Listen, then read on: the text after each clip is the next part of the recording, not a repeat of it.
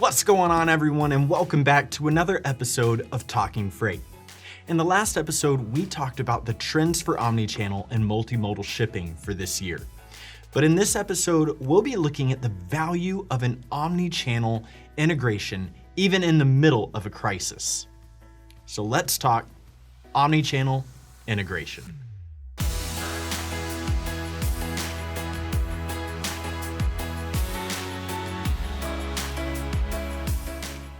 Organizations, particularly resellers, spent years building the best omnichannel capabilities on the planet. As trucking jobs rise to become the saviors of the higher demand during disruption, the economy still suffers. This is an unforeseen era that upended all prior expectations, as signs indicated the future was based on the channel capabilities, creating a seamless shopping experience from brick-and-mortar stores through e-commerce. However, the disruptions caused by COVID-19 triggering a sudden fear of loss and poor omnichannel risk management. Now, omnichannel is more important than ever as organizations and governments look to radically and swiftly reopen non-essential businesses, provided they can offer curbside services and contactless options. Let's take a closer look at the state of omnichannel risk management strategies in response to the disruption and how omnichannel integration continues to prove valuable throughout crisis. So first, did retailers get something wrong with omnichannel risk management? Retailers that felt the tensions of competition started massive overhauls of supply chain processes and the ability to offer omnichannel experiences years ago.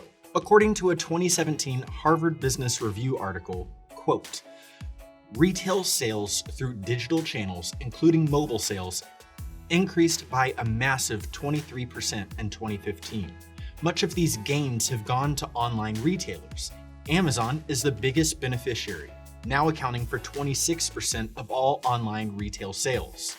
What is more, as it continues to expand aggressively into new categories like grocery and fashion, Amazon's existential threat to traditional retailers is greater than ever. Just ask Alexa." Just making sure she didn't hear. That's right, omnichannel might have been an obsolescent business model, and when initial stay-at-home orders were enacted, omnichannel was replaced with nothing. Businesses suddenly found themselves in an essential versus non-essential mindset. While most businesses would like to think their services and products are essential, it boils down to a level of necessity. For companies that sold groceries, pet supplies, and similar essential products, the business model changed to reflect a safe distancing environment. And even as businesses slowly start reopening, we're still seeing this as a priority with more delivery or curbside options. Next, omnichannel strategies are ideal for difficult environments. When the current disruption began, non-essential businesses were forced to immediately furlough workers and hope for the best.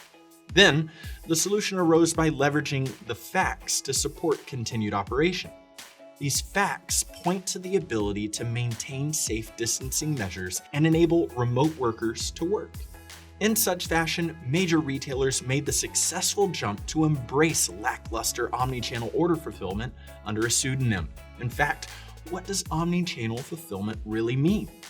Put simply, omnichannel fulfillment refers to the ability to give customers an online buying experience and eliminate the need to visit a brick-and-mortar store. Okay, that's the basic premise of all e-commerce transactions, but it becomes omnichannel when customers develop the willingness to visit brick-and-mortar stores to pick up their orders instead of delivery. It's important to note that this is not the same as buy online, pick up in store, or BOPIS option. Instead, it's more of a buy online and pick up outside of the store fulfillment model. Contact between consumers declined. Retailers see the benefits of continued success and profitability, and everyone wins. In fact, USA Today reported that several major retailers did not fit the essential criteria would begin offering curbside pickup options to curb the effects of the novel coronavirus. Such companies include Kohl's, Best Buy, and Dick's Sporting Goods. As a result, omnichannel took on a new form: omnichannel risk management, allowing for business continuity despite disruptions. In this circumstance, omnichannel was not the consumer's preference, but it was the solution. So, what should businesses do now? Well, that's a tricky question. E-commerce soared 52% year over year in the US and Canada from March 22nd through April 4th, 2020, according to Digital Commerce 360. Such gains are indicative of a new value in omnichannel. Regardless of what official orders say, consumers took note and took to the internet. Delivery and curbside are up across all industries. There has never been a similar surge in demand. For businesses, these added revenues might keep the lights on for now, but they are rapidly on the way to becoming the new normal. I'm not predicting that the industry will stay closed for long, but if the coronavirus never goes away, the measures taken to offer curbside will enable business continuity. So what are the next steps? Shippers need to improve their fulfillment capabilities, including gaining more insight into demand forecasting, leveraging data and automation to speed replenishment, and using connected systems such as an integrated TMS to recognize when problems might arise and continuously applying data to improve operations through the supply chain. So, here are my final thoughts. Omnichannel risk management is the best and biggest strategy for success. Disruption is hard on all businesses.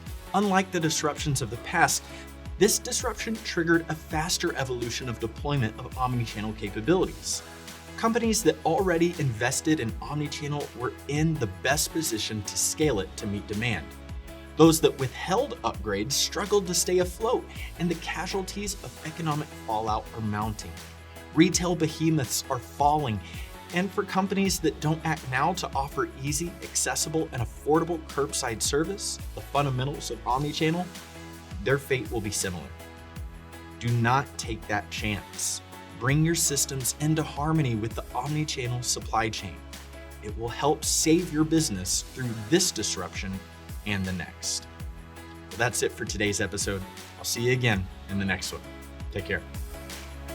Hold up, before you go, make sure you hit that subscribe button. You'll get up-to-the-minute info from Fast Freight 5, educational material from Talking Freight, and the best voices in the industry from the Freight Project podcast.